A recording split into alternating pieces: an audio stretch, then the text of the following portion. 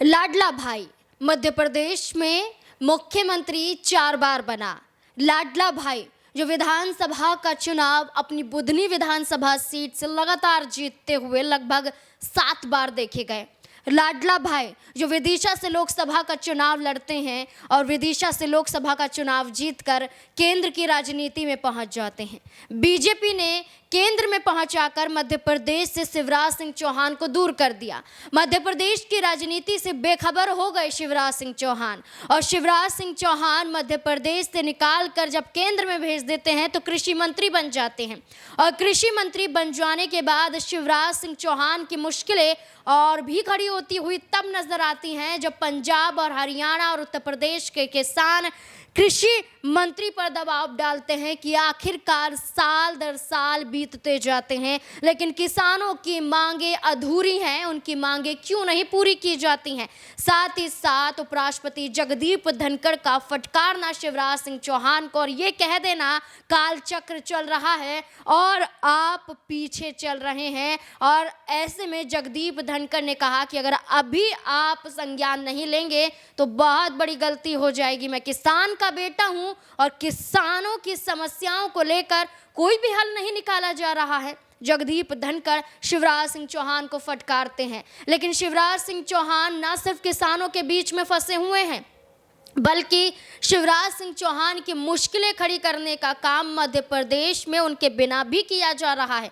और ये काम कोई और नहीं बल्कि मुख्यमंत्री मोहन सिंह यादव के जरिए किया जा रहा है।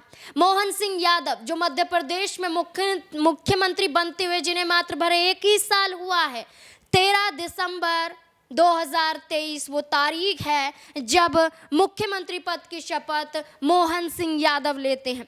उस वक्त शपथ लेने के बाद ये कहते हैं कि पूरी निष्ठा के साथ मध्य प्रदेश की जनता के हित के लिए काम करेंगे, लेकिन वो अपनी नई योजनाएं तो छोड़िए पुरानी योजनाओं को भी संभाल नहीं पा रहे हैं। शिवराज सिंह चौहान की योजना का ही कहीं ना कहीं पार्टी पर बोझ बता रहे हैं। वो शिवराज सिंह चौहान जो जब से राजनीति में आए हैं तो कभी लाडली लक्ष्मी योजना चलाते हैं, कभी लाडली योजना चलाते हैं, तो कभी लाडली दुर्गा योजना चलाते हैं, तो कभी लाडली बहना योजना चलाते हैं। शिवराज सिंह चौहान कभी जन्मी हुई बच्चियों के लिए पहले से ही उन्हें वरदान के रूप में राशि देने की बात करते हैं, कभी शिवराज सिंह चौहान विवाहित महिलाओं के लिए राशि देने की बात करते हैं, कभी उन बच्चियों के लिए सहायता करते हैं जिनका विवाह होने वाला होता है या जो बच्चियां शिक्षा के स्तर में आगे बढ़ना चाहती हैं। तो बड़े बड़े योगदान शिवराज सिंह चौहान ने अपनी इस योजना के जरिए महिलाओं के बीच में अपनी एक पकड़ बनाई है।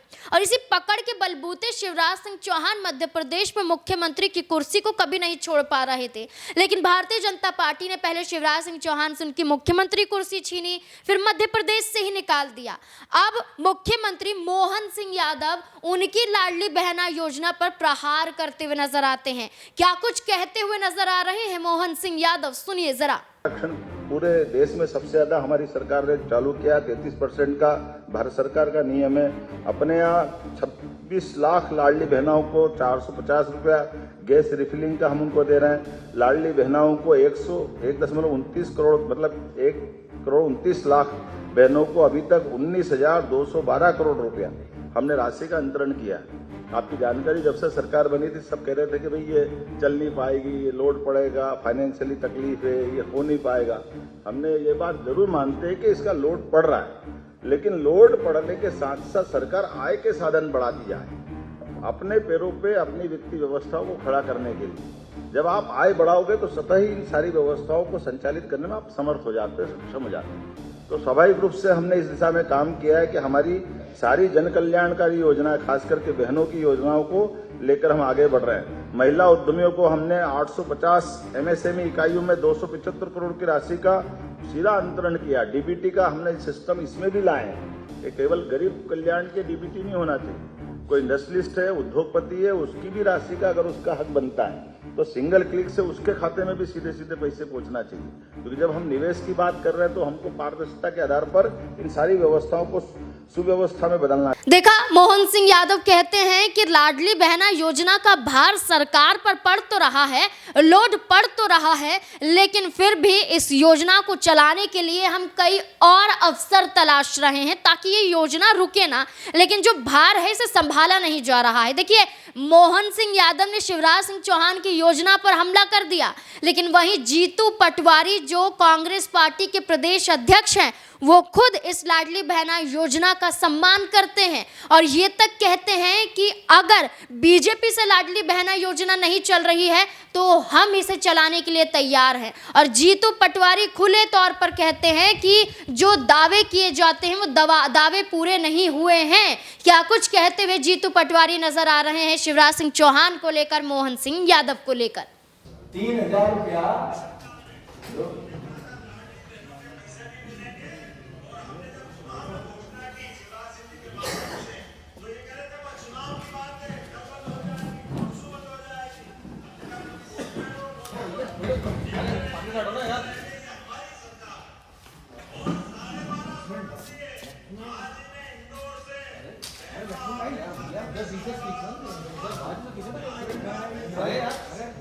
कैमरों के सामने 3000 से 5000 बढ़ते जाएंगे। विषय ये दूसरा शिवराज जी का इसके आगे करना है। शुरू तो 1000 रुपया से हुई है, लेकिन केवल 1000 नहीं दूंगा। अभी तो शुरू किया है मैंने, अभी तो ये अंगड़ाई है, आगे भाई के मन में और बात है तो सुनो मेरी में। उसके बाद जैसे ही पैसे का इंतजाम हुआ तो 1250 रुपया कर दूंगा। जैसे पैसे का इंतजाम हुआ बढ़ा के कर दूंगा 1500 रुपया महीना। जोर से ताली बजाओ और पूरे प्रदेश की बहनों मेरी बात सुनते जाओ। भैया काम की बात बोल रहा है, 1500 तक भी नहीं रोकूंगा। और आने वाले समय जैसे जैसे आने वाले साल में पैसे का इंतजाम हो जाएगा तो 1700 रुपया करूंगा। और उसके बाद फिर 2000 रुपया महीना कर दूंगा। और 2000 तक भी नहीं रुकेगा शिवराज। जैसे जैसे पैसे का इंतजाम होगा 2000 से 2250, 22 से बाद में 2500, 2500 से 2750 और जिस दिन मौका मिल गया 3000 रुपया ये राशि कर दी जाएगी। हर महीना 3000। उन्होंने कहा जो मैं बोलता हूँ करके दिखाता हूँ। सुन रही हो कि बहनों ने सुन लिया, वो ढपा ढप दे दिए। अब भाई साहब अभी जो आए हैं वो खुद तो नहीं रहे, दूसरे जो मोहन जी आए हैं वो कह रहे मैं 5 तक कर दूंगा। ये 2 कदम उनसे आगे क्वेश्चन में, झूठ बोलने के क्वेश्चन में और कर्ज लेने के क्वेश्चन में। जीतू पटवारी ने कहा राशि जो देखी जाती है पहले 1300 थी, 1200 थी, और हम ये देखते हैं कि ये राशि शिवराज सिंह चौहान अपने कार्यकाल से ही महिलाओं को देते हैं। 2023 के विधानसभा चुनाव में इस राशि को बढ़ाने का एक बड़ा फैसला किया गया था। ये कहा गया था कि इस राशि को हम 1500 से बढ़ाकर 3000 कर देंगे और 3000 की राशि हम महिलाओं के खाते में पहुंचाएंगे और लाडली बहना योजनाओं के जरिए महिलाओं को मध्य प्रदेश में परेशान नहीं होने देंगे।